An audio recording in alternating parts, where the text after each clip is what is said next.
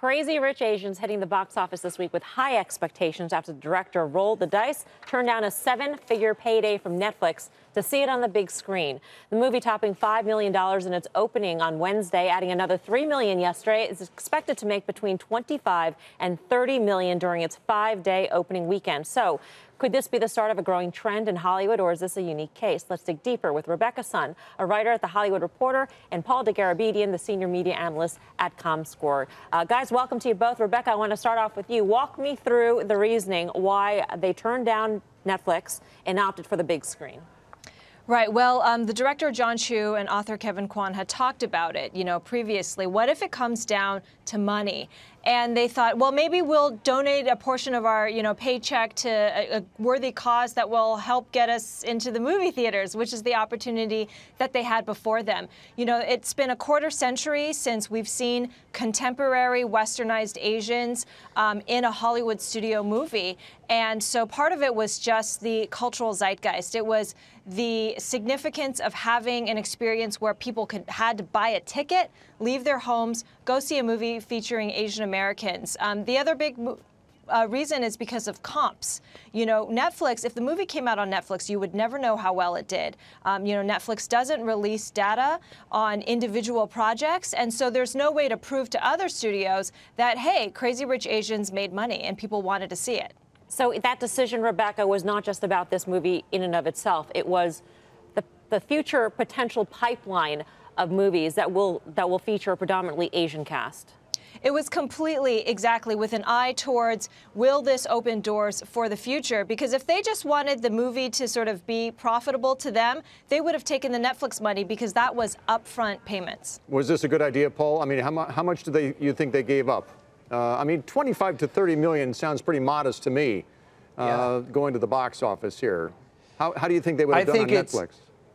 Well, obviously, the Netflix deal on paper had a lot more dollars involved and certainly a lot more revenue on the back end for that movie, or actually on the front end of it.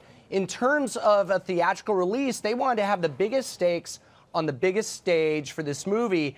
And I think, as Rebecca said, it's more than just about those dollars. It's about showing the industry and the movie industry that inclusion and diversity is good business. And you really get that prestige factor when you open in the movie theater. And you could get lost a bit if you're in that giant platform of Netflix.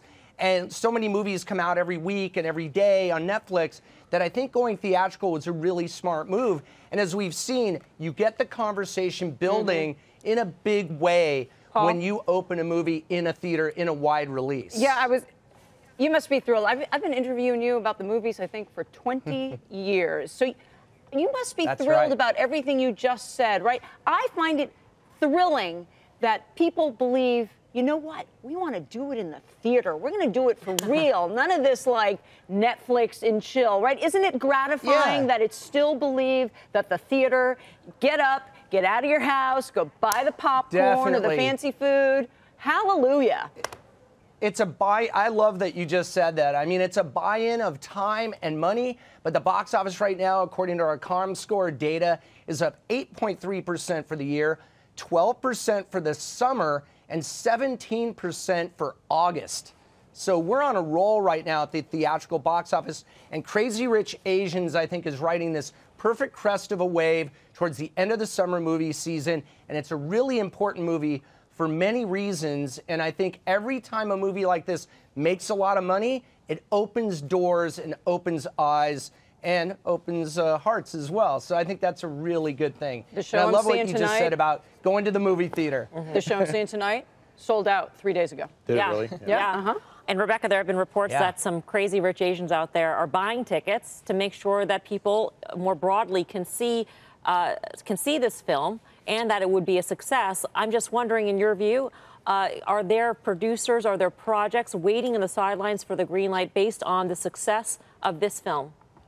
Yeah, there absolutely are, and that's something that Director John Chu has been saying all along the publicity trail, which is especially this opening weekend is crucial. This is what studios look closely at, and they really gauge a project's success or disappointment based on how well it does opening weekend. If it's perceived as a success, you've got, every studio will, I guarantee you, has, at least a handful of projects in the pipeline that they will move to the next stage of development, or that they'll decide, let's commit a few more resources to this. Let's not, assume that it's just going to get relegated to the dustbin. You will see more inclusive projects, not just featuring Asian Americans, but you will see Hollywood feel emboldened to take a further step in widening the type of stories that get told. It's tough to make a good rom-com, guys. Most of them are pretty sappy and awful. So I can't wait to see get a good one. Yes, it's wonderful. Yeah.